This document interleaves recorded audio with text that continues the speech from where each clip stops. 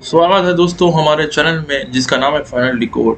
कुछ दिन पहले मैं एक मूवी देख रहा था जिसका नाम था टैक्सी ड्राइवर। ये मूवी में दिखाया गया था कि साउथ कोरिया में किस तरीका से अपराइजिंग हुआ था जिसे आज तक बहुत कम लोग जानते हैं। तो जब मैं ये मूवी देखा तो मुझे खुद भी पता नहीं था, मुझे सिर्फ बेसिक नॉलेज था कि साउथ कोरिया में बहुत दिन तक डिक्टेटरशिप था, लेकिन ये इस अपराइजिंग के बारे में मुझे भी सही से पता नहीं था। लेकिन मूवी देखने के बाद मुझे पता लगा कि इतना बड़ा अपराइजिंग हुआ था, लेकिन आज तक हम लोग को इतिहास में कभी सही से बताया नहीं गया। और अमेरिका हमेशा ये बात को छुपाते रहा है कि जो अमेरिका जो डेमोक्रेसी को, जो ह्यूमन राइट्स को सपोर्ट करने का दावा करता है और ह्यूमन राइट्स का चैंपियन बन के फिरता है, वो वही ह्यूमन राइट वायलेशन का सबसे बड़ा खूनी दरिंदा निकला, जिसने इराक में, अफगानिस्तान में तो किया ही किया, लेकिन साउथ कोरिया में भी ये काम किया था। उसने डेमोक्रेसी को पूरा तरीका से कुचल दिया था। अब आप बोलिएगा साउथ कोरिया में अमेरिका कैसे करके घुस गया, तो ये सब के बारे में आज मैं आप लोग को वीडियो में क्लियर करूंगा। तो मैं बेसिक मूवी के बारे में बता दूं कि मूवी में बहुत अच्छा चीज दिखाया था। एक फिल्म का नाम है टैक्सी ड्राइवर। इसमें एक टैक्सी ड्राइवर था जिसका नाम था किम सबूक। बेचारा गरीब इंसान था। एक जर्मन रिपोर्टर था जिसका नाम था आपका जाकर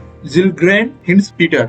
नाम थोड़ा प्रोनाउंसिएशन में गलती हो सकता है। तो ये जिलग्रेन हिंसपीटर एक जर्मन रिपोर्टर था। इसे पता, ये जापान में था। इसे जापान में जब था इसे पता लगा कि एक अपराइजिंग हुआ है साउथ कोरिया में, तो वो जाता है साउथ कोरिया। लेकिन उस वक्त साउथ कोरिया का ये ग्वांगजू शहर में अपराइजिंग हो रहा था, तो ये ग्वांगजू शहर को पूरा चारों तरफ से मिलिट्री घेर लिया था। कोई भी ना उधर से जा सकता था ना वहां से निकल सकता था। तो इसने बोला कि 1 लाख वॉन दूंगा उस टाइम में कि जो मुझे वहां पहुंचा देगा। तो ये बेचारा को, टैक्सी ड्राइवर को पता नहीं था कि वहां पर कोई अपराइजिंग हो रहा था। वो उसे लेके चले जाता है। तो उसी के ऊपर मूवी है कि किस तरीका से ये टैक्सी ड्राइवर इसे लेके जाता है, ये वहां पर फुटेज उठाता है, फिर ये लाता है, फिर ये फॉरेन कंट्री में दिखाता है, तब जाके साउथ कोरिया पर थोड़ा बहुत प्रेशर बनता है। तो ये तो मूवी का बात था। ये जो जिलग्रेन हिंसपीटर है, इसे 2003 में साउथ कोरिया में अवार्ड भी मिला था, क्योंकि इसने साउथ कोरिया का जनता का आवाज को पूरा दुनिया के सामने लाया था। क्योंकि उस टाइम में जो अपराइजिंग हुआ था जिसमें हजारों लोग मारे गए थे, पूरा तरीका से मीडिया, जो साउथ कोरिया मीडिया था, वो पूरा तरीका से गवर्नमेंट कंट्रोल था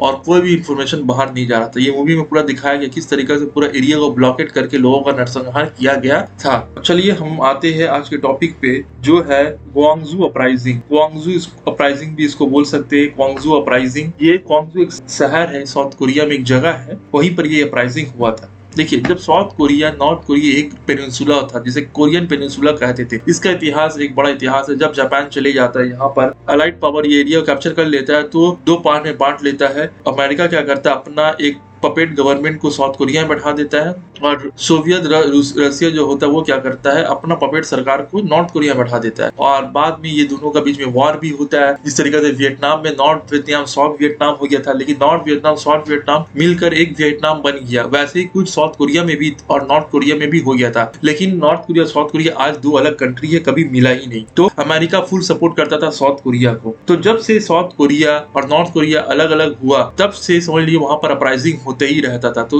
जब कोरिया में कोरियन वॉर हुआ, कोरियन वॉर के ऊपर भी अलग वीडियो है, तब से अमेरिका कोरिया को मदद करने के लिए, साउथ कोरिया को मदद करने के लिए अपना आर्मी भेजा था। तो तब से ये आर्मी क्या करता था, साउथ कोरिया में स्टेशन था और मोटा पैसा लेता था। कौन? अमेरिका साउथ कोरिया से। तो यहाँ पर जो भी गवर्नमेंट होता था वो अमेरिका का पपेट गवर्नमेंट होता था और वो लोग डिक्टेटरशिप रूल किया करता था। और ये अपराइजिंग यही डिक्टेटरशिप का खिलाफ था। ये अपराइजिंग हुआ था आपका जाकर मई 18 टू मई 27 तक ये अपराइजिंग चला था 1980 में। स्प्रिंग का मौसम था, गर्मी का समझ लिए मौसम था, जिसमें बताया था 250,000 पीपल इस रिविलियन में पार्टिसिपेट किए थे। यानी कि मतलब कि 4-5 लाख लोग इसमें पार्टिसिपेट किए थे इस रिबिलियन में। और ये इस रिबिलियन को बहुत बुरी तरीके से सप्रेस कर दिया गया और बहुत दिन लग गया डेमोक्रेसी को साउथ कोरिया में आने में, बहुत टाइम लग गया। तो ये अपराइजिंग अचानक से अपराइजिंग हुआ नहीं। जो साउथ कोरिया का सबसे पहला प्रेसिडेंट था, वो एक ऑथोरिटेरियन गवर्नमेंट चलाया करता, यानी कि एक डिक्टेटर था जिसका नाम था सिंगमान री। ये कौन था? ये एंटी कम्युनिस्ट था। ये 18 साल तक ये सरकार में रहता है। ये सिंगमान री का जितना भी आपका जाकर पॉलिटिकल ओपोनेंट होता है वो पूरा तरीका से दबा देता है। जो भी सिटीजन इसके खिलाफ आवाज उठाते वो उसे भी मार देता था। जिस तरीका से एक डिक्टेटर कैसा रूल करता है, वैसे ही ये एक डिक्टेटर था। तो इससे क्या हुआ, 1960 के दशक में स्टूडेंट लोग ने प्रोटेस्ट किया। हर जगह देखिए कुछ भी होता है तो स्टूडेंट लोग ही सबसे पहले आवाज उठाते। तो यहाँ पर अपराइजिंग होता है और स्टूडेंट प्रोटेस्ट करते हैं। फिर उसके बाद कुछ दिन बाद क्या होता है, ये अपराइजिंग को देखते हुए गवर्नमेंट क्या करता है, एक पार्लियामेंट्री इलेक्शन करवाता है, कुछ दिन तक पार्लियामेंट्री फॉर्म ऑफ गवर्नमेंट रहता है। फिर एक मिलिट्री कू होता है जिसे करता है जनरल पार्क चुंग ही। ये क्या करता है, जो पार्लियामेंट्री गवर्नमेंट है उसे हटा देता है मई 1961 को और मिलिट्री शासन लागू कर देता है। और पार्क जो होता है वो दूसरा ही साल प्रेसिडेंट बन जाता है साउथ कोरिया का। पहले मिलिट्री कू करता है, मिलिट्री कू करने के बाद जो डेमोक्रेटिकली इलेक्टेड गवर्नमेंट होता है उसे हटाकर खुद बैठ जाता है और अगला साल फॉल्स इलेक्शन करवा के खुद ही प्रेसिडेंट बन जाता है और 18 साल तक वो प्रेसिडेंट रहता है। जब वो प्रेसिडेंट रहता है तो पार्क क्या करता है, उसका जितना भी पॉलिटिकल अपोनेंट होता है उसे खत्म कर देता है, उसे जो भी उसका पॉलिटिकल अपोनेंट जो उसका खिलाफ आवाज उठाता है उसे मार देता है, कुछ भी करके उसे खत्म कर देता है। लोगों साउथ कोरिया में जो आम जनता थे, जो सिटीजन थे, उन लोगों का पर्सनल फ्रीडम कुछ भी नहीं था। हर लोगों को पूरा तरीका से क्या किया जाता था, रूल किया जाता था। जिस तरीके से आज नॉर्थ कोरिया को बोला जाता ना कि पूरा तरीका से कंट्रोल गवर्नमेंट है, लोग कुछ भी अपना मर्जी से नहीं कर सकते, वैसे ही साउथ कोरिया में था। प्रेस भी कंट्रोल में था। बोला जाता है डेमोक्रेसी का चौथा पिलर है प्रेस। जब प्रेस ही गवर्नमेंट का साथ दे और लोगों को आवाज ना सुनाए तो क्या हो सकता है। तो उस मूवी में वही दिखाया गया कि मीडिया वाला क्या कर रहा था, लोगों को, जो लोग प्रोटेस्ट कर रहे थे, वहां का आवाज उठा रहे थे, बोल रहे वो लोग आतंकवादी उन लोगों को डिक्लेयर कर दिया था और बोले वो लोग देश में दंगा फसाद कर रहे हैं और सरकार तो बचा रहे, और उल्टा बोले कि सरकार का आदमी मर रहा है जबकि आम जनता तो लूट मार कर रहा है। तो देखिए ऐसा ही होता है मीडिया कंट्रोल। जब भी आप कभी भी देखिए कोई मीडिया गवर्नमेंट का ज्यादा सपोर्ट कर रहा है और अपनी ही जनता को जो जेन्युइन आवाज उठा रहा है उसके खिलाफ अगर बात बोले तो समझ जाइए कहीं ना कहीं डिक्टेटरशिप आ चुका है। तो दिसंबर 1972 में पाक ने क्या करते, एक नया कॉन्स्टिट्यूशन लागू करता है जिसका नाम होता है यूशिन कॉन्स्टिट्यूशन। ये कॉन्स्टिट्यूशन डिक्टेटरशिप को प्रमोट करता है और प्रेसिडेंट का पावर को बढ़ा देता है। लेकिन अक्टूबर 26, 1979 को क्या होता है, पार्क को मार दिया जाता है, उसका असैसिनेट हो जाता है, उसे असैसिनेट कर दिया जाता है और उसका जगह आता है एक ब्रिगेडियर जनरल जिसका नाम होता है चू डू हुआन। वो क्या करता है, मिलिट्री कू करता है और पावर कैप्चर कर लेता है और बाद में क्या होता है, वो नया प्रेसिडेंट बन जाता है साउथ कोरिया का। और वो एक नया सेंट्रल इंटेलिजेंस ग्रुप का भी स्थापना करता है जिसका नाम होता है चोई क्यू हा, अप्रैल 1980 में। यहाँ पर भी समझ लीजिए स्टूडेंट लोग देखते इतना साल से डिक्टेटरशिप चलती आ रहा है, स्टूडेंट लोग प्रोटेस्ट करते हैं। प्रोटेस्ट को देखते हुए पूरा कंट्री में ये क्या कर देता है, मार्शल लॉ लगा देता है। लेकिन ये मिलिट्री रूल का खिलाफ बाकी पूरा साउथ कोरिया तो मान जाता है, लेकिन ग्वांगजू जो था वो मानता नहीं है। ग्वांगजू बोला जाता है कि साउथ कोरिया में एक ऐसा जगह था जो हमेशा से पॉलिटिकल ऑपोजिशन का बात किया करता था, हमेशा डेमोक्रेसी का फेवर में बात किया करता था और यहाँ पर हमेशा ही जो सेंट्रल गवर्नमेंट है, जो डिक्टेटरशिप गवर्नमेंट है, उसका खिलाफ यहाँ पर हमेशा से ही आवाज उठा था। तो यहाँ पर भी क्या हुआ, आवाज उठना शुरू हो गया। मई 18 को 600 स्टूडेंट छॉन नाम नेशनल यूनिवर्सिटी जो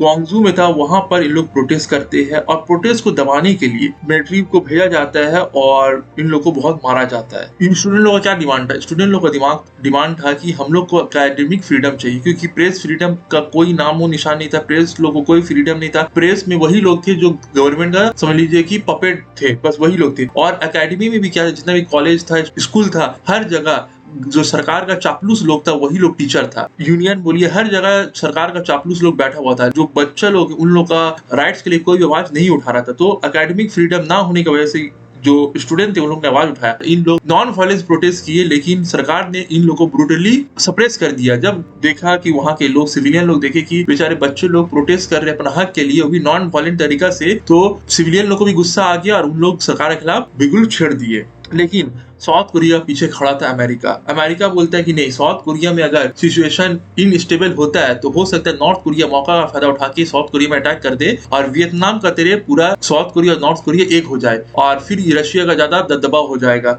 तो क्या होता है, अमेरिका इंटरवीन करता है और कोरिया को पूरा तरीका से हथियार बोलिए, इस मूवी में भी दिखाया गया कि जो भी हथियार है वो सब अमेरिकन मेड हथियार था, अमेरिकन मेड टैंक था। क्योंकि ये उस टाइम में M14 नाम का एक राइफल था, शॉर्ट राइफल, वो बहुत चलता था और ये M14 राइफल वियतनाम वॉर में भी अमेरिकन सोल्जर यूज किया करता था। तो यही M14 राइफल आप देखिएगा इस मूवी में भी दिखाया गया है कि ये M14 राइफल जितना भी आर्मी था साउथ कोरिया का, उन लोग यही राइफल इस्तेमाल कर रहा था। तो ग्वांगजू में जब अपराइजिंग होता है तो वहां पर मिलिट्री को भेजा जाता है, पुलिस को भेजा जाता है और लोगों को मारा जाता है। सिटीजन लोग भी इसके साथ ज्वाइन हो जाते हैं, सबको मारता है। लेकिन जनता का सामने पुलिस और मिलिट्री ज्यादा होता नहीं है। तो क्या होता है, तो आम जनता क्या करता है, बैट, छुरी, पाइप, हैमर, मॉक, जो भी उन लोग का हाथ में लगता है उन लोग लेकर बिल्कुल छेड़ देता है। और ये जब पुलिस लोग को मार के इन लोग अपने एरिया से भगा देता है, कुछ दिन तक इन लोग क्या करता है, एरिया को कैप्चर भी कर लेता है। तो मीडिया क्या दिखाता है कि देखो गुंडा बदमाश लोग का हाथ में सत्ता आ गया है, पुलिस लोग को मारा जा रहा है और इन लोग देश को अलग करना चाहते हैं, जबकि ये पूरा तरीका से गलत था। और इस टाइम में सरकार क्या कर रहा था, जो पुलिस का आदमी था उन लोग को सिविल ड्रेस में, आम जनता लोग का ड्रेस में बोला था कि तुम लोग अगर पुलिस का ड्रेस में अगर आम जनता से लड़ाई करोगे, दंगा फसाद करोगे, तो हो सकता है कोई फोटो लीकेज हो जाए और पता लगे कि सरकार लोगों को सप्रेस कर रहा है। तो 18,000 ऐसा रैट पुलिस था जो लोग क्या कर रहा था, आम जनता का बीच में आम जनता लोग को मार रहा था सिविल ड्रेस पहन के। लगेगा कि आदमी लोग का बीच में आपस में लड़ाई हो रहा है। तो 18,000 ऐसा सिविलियन पुलिस था जिसे रैट पुलिस कहा गया। रैट पुलिस, इन लोग क्या करता, रैट करता था, आम जनता से कपड़ा पहन लेता था और आम जनता लोग पर ही गोली बरसाता था। और 3,000 पैराट्रूपर्स लोग था, 3,000 पैराट्रूपर्स और 18,000 रैट पुलिस, इन लोग मिलकर क्या कर रहा था, दंगा फसाद कर रहा था। कहां पर, साउथ कोरिया में। और जो भी प्रोटेस्ट कर रहा था उन लोग को मार रहा था। 18 मई को ये समझ लिया कि ये लड़ाई शुरू हो जाता है। और 20 मई को न्यूज़पेपर का नाम होता है चोसुन इल्बो, वो ये बोलता है कि गुंडा बदमाश लोग का हाथ में बंदूक आ चुके हैं, गवारा गर्दो लोग का हाथ में बंदूक आ चुका है। तो ये जब होता है पूरा को साउथ कोरिया में दिखाया जाता है। और जो क्वांगजू में थे उन लोग तो बोल रहे कि हम लोग का तो खिलाफ बात बोला जाता है, लेकिन जो लोग क्वांगजू में नहीं थे, जो बाहर में थे, उन लोगों को लगता है सच में ये क्वांगजू को लोग बगावत कर रहे हैं और देश से अलग होने मांग रहे। तो बाकी लोग भी इन लोग का साथ उतना दे रहे नहीं थे और पूरा तरीके से क्वांगजू को समझ लीजिए कि एक तरह से ब्लॉकेट कर दिया गया था, ना कोई जा सकता था ना कोई आ सकता था। तो 21 मई को सरकार देखता है कि हमारा पास अभी उतना मिलिट्री पावर नहीं है, तो सरकार पीछे हट जाता है क्वांगजू से। तो क्वांगजू में 21 मई को वहां के लोग अपने आप को मिलिट्री रूल से आजाद घोषित कर देते हैं। लेकिन ये ज्यादा दिन तक चलता नहीं है, 6 दिन तक ही उन लोग अपन खुशी मनाते हैं। 6 दिन का बाद मई 27 को चुन मिलिट्री, जो चुन का जो मिलिट्री होता है, यानी कि वहाँ का प्रेसिडेंट का नाम था चुन, वो क्या करता है, अमेरिका से मदद मांगता है, अमेरिका टैंक भेजता है, हथियार भेजता है, हेलीकॉप्टर टैंक लेकर अब लोग घुसता है, क्योंकि अब इन लोग पूरा सप्रेशन मोड में घुसा था। उन लोग जानबूझ के पीछे हटा था कि अब पीछे हटाओ, अब हम लोग आएंगे, पूरा तरीका से सप्रेस करेंगे। तो इन लोग हेवी आर्मर पुलिस लेकर आया, टैंक लेकर आए, सोचिए आम जनता को मारने के लिए टैंक लेके आए, हेलीकॉप्टर लेकर, हेलीकॉप्टर से गोली बरसाता था इन लोग। पूरा शहर में चारों तरफ खून ही खून नजर आ रहा था। रिपोर्ट के मानने, जो ऑफिशियल रिपोर्ट है उसमें बोला जाता है कि 200 लोग मारे गए थे, लेकिन ग्वांगजू के जो लोग हैं, जो वहाँ का जो सर्वाइवर है, उन लोग बोलते हैं कि कम से कम नहीं भी हो 2000 लोग मारे गए थे, 2000 से ज्यादा ही लोग मारे गए थे, कम तो मारे नहीं गए थे। तो ये जब अपराइजिंग हुआ था, तो इस अपराइजिंग में पूरा तरीका से समझ लीजिए कि अपराइजिंग को दबा दिया गया था और बहुत दिन लग गया समझ लीजिए कि मिलिट्री रूल खत्म होने में और डेमोक्रेसी आने में। 1993 में किम युंग शंग जो होता है, ये पहला प्रेसिडेंट बनता है, डेमोक्रेटिकली इलेक्टेड प्रेसिडेंट होता है। इससे पहले जितने भी प्रेसिडेंट था, कोई भी डेमोक्रेटिकली इलेक्टेड नहीं था, यानी कि आम जनता किसी को भी चुने नहीं थे, सब लोग खुद तख्ता पलट करके आ गया था और फॉल्स इलेक्शन करवाया था। पहला डेमोक्रेटिकली इलेक्टेड प्रेसिडेंट था 1993 में किम योंग सैम, यानी कि 1980 में अपराइजिंग हुआ था। 13 साल तक समझ लिए कि डेमोक्रेसी का कोई नाम नहीं था। 13 साल बाद डेमोक्रेसी आता है। उसके बाद 1998 में किम डाई जुंग जो अरेस्ट हुआ था और जिसे मौत का सजा सुना दिया गया था, क्वांगजू अपराइजिंग में ये भी शामिल था, इसे मौत का सजा सुना दिया गया था। लेकिन बाद में ये दूसरा प्रेसिडेंट बनता है, किसका, डेमोक्रेटिकली इलेक्टेड दूसरा प्रेसिडेंट। बोलते ये मत सोचता कि साउथ कोरिया का दूसरा प्रेसिडेंट, नहीं, डेमोक्रेटिकली इलेक्टेड सेकेंड प्रेसिडेंट कौन बना था, किम डाई जुंग, जिसे मौत का सजा सुना दिया गया था मिलिट्री रूल के दौरान, क्योंकि ये भी क्वांगजू अपराइजिंग में शामिल था। ये 2003 में प्रेसिडेंट बनता है। फिर 1998 में बनता है। फिर आता है रू मू हुआन जो 2003 में प्रेसिडेंट बनता है। ये भी बोला जाता है ये भी अपराइजिंग में शामिल था, इसे भी सजा हुआ था। तो इस मूवी में पूरा तरीका से दिखाया गया किस तरीका से लोगों को मारा जाता था, दबाया जाता था, किस तरीका से लोग सरेंडर किया हुआ लोग जो सरेंडर कर दिए थे उन लोग को भी गोली मार दिया था। बहुत समझ लिए कि, और इसके बाद से साउथ कोरिया में समझ लिए कि एंटी अमेरिका सेंटीमेंट उभर के सामने आया था, क्योंकि पूरा तरीका से साउथ कोरिया कौन सपोर्ट कर रहा था, अमेरिका सपोर्ट कर रहा था। लेकिन जर्मनी का जब ये रिपोर्टर जब बाहर आया, रिपोर्ट दिखाया, तो जाकर थोड़ा बहुत लोग अवेयर हुए, पता चला कि क्या हो रहा है। लेकिन फिर भी अमेरिका स्टेप उठाता नहीं है। साथ ही साथ एक नेशनल सिमेट्री क्वांगजू में बनाया गया, ये जो विक्टिम लोग जो मारे गए थे उन लोगों को डेडिकेट करता है और 18 मई को national day of commemoration declare कर दिया गया, यानी कि 18 मई को शोक मनाते हैं लोग कि यहाँ पर क्वांगजू में अपराइजिंग हुआ था और 2000 से भी ज्यादा लोग मारे गए थे। किस लिए मारे गए थे, क्योंकि हमारा देश में डेमोक्रेसी लाना है। डेमोक्रेसी के लिए 2000 से ज्यादा लोगों ने अपना जान का बलिदान दिया था। और आज जो साउथ कोरिया एक डेवलप नेशन में माना जाता है, उसका बहुत सारा कार, बहुत सारा इलेक्ट्रॉनिक इक्विपमेंट हम लोग इस्तेमाल करते हैं, जिसका एक फेमस गाड़ी है किया।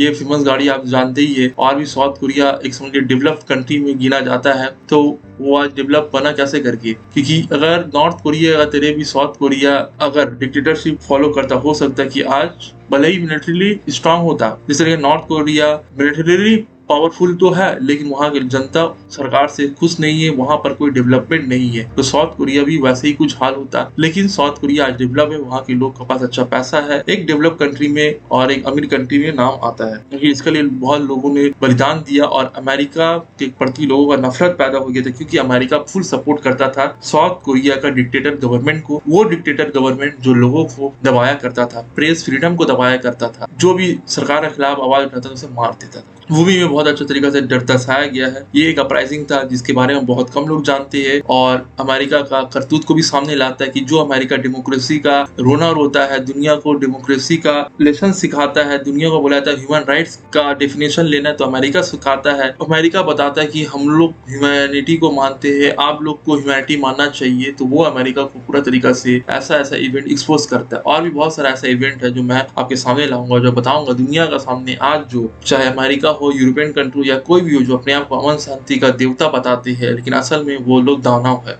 तो दोस्तों हमारे चैनल के साथ जुड़े रहिए। Thanks for watching friends.